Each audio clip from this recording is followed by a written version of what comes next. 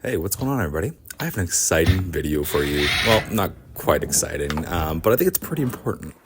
It's been about a year since I bought this kegerator, so I thought it was time to clean out my condenser. You would want to do this for a few reasons. Number one, better cooling performance. Cleaning the coils helps your fridge maintain proper temperature.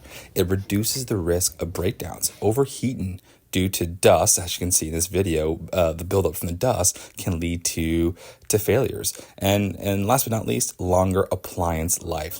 Less stress on the compressor means your fridge is less likely to break down early. I aim to clean mine every 6 to 12 months. Peace.